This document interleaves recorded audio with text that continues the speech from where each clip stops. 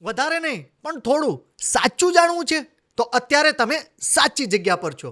Your podcast Gujarati clips. તો comment અને subscribe કરવાનું નહીં ભૂલતા. લોકોને હા. સિલ્વર જ્વેલરી શું કામ પહેરવી જોઈએ? સિલ્વર જ્વેલરીના છે ને બહુ બધા બેનિફિટ છે, આપણા શાસ્ત્રોમાં બી લખેલા છે, પણ એ તો ડિટેલિંગમાં જવા કરતાં એક કોમન વસ્તુ છે. સિલ્વર જ્વેલરી પહેરો ને તો એક તો તમારું બોડીનું જે ટેમ્પરેચર છે ને એ સ્ટેબલ રહેતું હોય છે.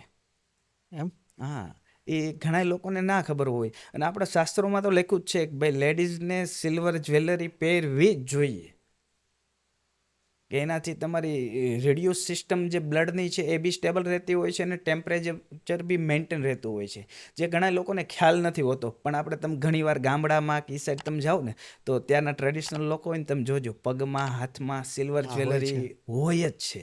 આપણને એમ થાય છે કે ભાઈ લોકો પહેલાંના ઓલા પ્રમાણમાં ગોલ્ડ અફોર્ડ નહીં કરી શકતા હોય એટલે હા, એ પહેરતા હશે, પણ એવું નથી. એના બેનિફિટ છે બધા.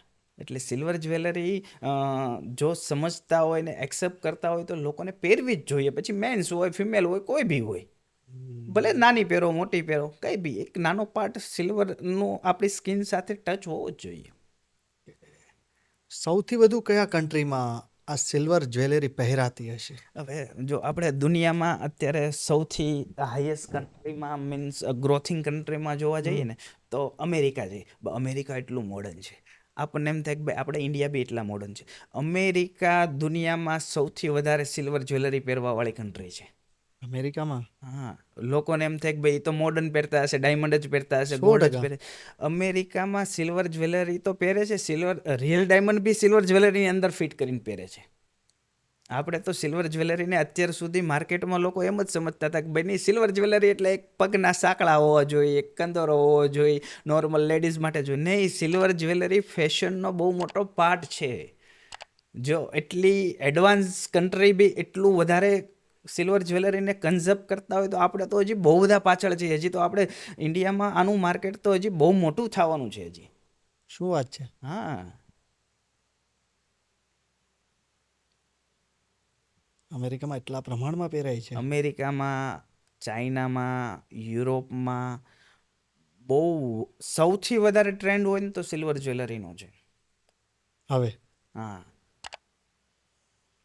તો એક્ઝેક્ટલી સિલ્વરનું ઉત્પાદનથી લઈને લોકો જ્યારે જ્વેલરી પહેરે છે ત્યાં સુધીની એક્ઝેક્ટલી પ્રોસેસ શું હોય છે? સિલ્વર જ્વેલરીમાં છે ને બહુ બધા પાર્ટ હોય છે. લાઈક સિલ્વર જ્વેલરી બહુ બધા મેલ્ટિંગમાં બી બનતી હોય છે. ભાઈ સાંકળા છે તો એ સાંકળામાં 50% ચાંદી હોય, 50% બીજી એલોય હોય છે. નોર્મલ અત્યાર સુધી ચાલતું એવું છે. પણ હવે જે 9 to 5 સ્ટર્લિંગ સિલ્વર જ્વેલરી અત્યારે જે માર્કેટમાં સૌથી વધારે ટ્રેન્ડમાં ચાલી રહી છે ને એ 9 to 5 સ્ટર્લિંગ સિલ્વર જ્વેલરી. એનો મતલબ સ્ટર્લિંગ એટલે સ્ટર્લિંગ એક કમ્પલસરી છે ને સિલ્વરનો એક પાર્ટ જ છે. સિલ્વરમાં સ્ટર્લિંગનું એક એલોય મિક્સ કરવામાં આવે છે જે 9 to 5 પ્યોરિટીનું હોય છે. કેટલા ટકા હોય છે? એ 92.50% હોય છે. ઓકે. એટલે આ મીન્સ કહેવાય છે પ્યોર જેવી જ પ્યોરિટી થઈ.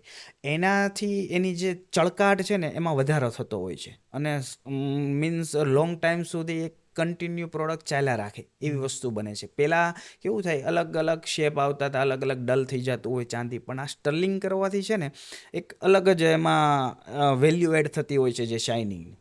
તો સ્ટર્લિંગ સિલ્વર યુઝ કરીને એક મેન્યુફેક્ચરિંગ પ્રોસેસ કરવામાં આવે છે. ભાઈ પહેલાં તમે કોઈ બી જે ડિઝાઇન બનાવવાની હોય છે તો એની કેડ બનાવવામાં આવે છે. કેડ બનાવીને એનું એક મોલ્ડ બનાવવામાં આવે છે.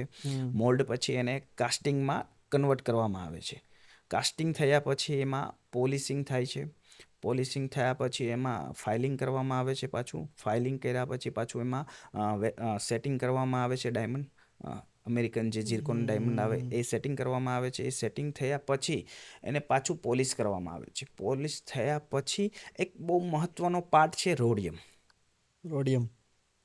કે ભાઈ રોડિયમ પ્લેટ ચડાવવામાં આવે છે. તો કેવું છે, માર્કેટમાં અત્યારે બહુ બધું સસ્તું પાડવાને લોકો છે ને એમાં નિકલનો યુઝ કરતા હોય છે. બટ ખરેખર નિકલનો યુઝ થવો ના જોઈએ. નિકલની જ્વેલરી પહેરવી ના જોઈએ. કેમ કે નિકલથી ડૉક્ટરો અને મોટા સાયન્ટિસ્ટનું એવું કહેવાનું છે કે ભાઈ એનાથી કેન્સરના તમારા સ્કિનમાં રેસિસ્ટ ઉત્પન્ન થાય છે.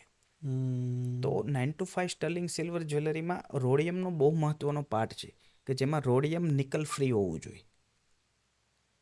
એ કે- નિકલ ફ્રી રોડિયમ ચડાવ્યા પછી જે પ્રોડક્ટની જે લાઇટ છે એને તમે કોઈ બી કલરમાં શેપ કરી શકો, મીન્સ રોઝ ગોલ્ડમાં, યલો ગોલ્ડમાં, વ્હાઇટ ગોલ્ડમાં, કોઈ બી, અને પ્રોડક્ટ તૈયાર થાય છે એ રીતે. એટલે બધી પ્રોસેસ પછી. હા, મીન્સ પ્રોસેસ સેમ. અમે સિલ્વર જ્વેલરીની અંદર બી જે લોકો રિયલ ડાયમંડ જ્વેલરીમાં જે પ્રોસેસ જેટલી કરવામાં આવે છે ને, સેમ પ્રોસેસ સેમ વેલ્યુ સાથે અમે કરીએ છીએ. ત્યારે અમે પ્રોડક્ટને આ લેવલ સુધી પહોંચાડી શકીએ છીએ.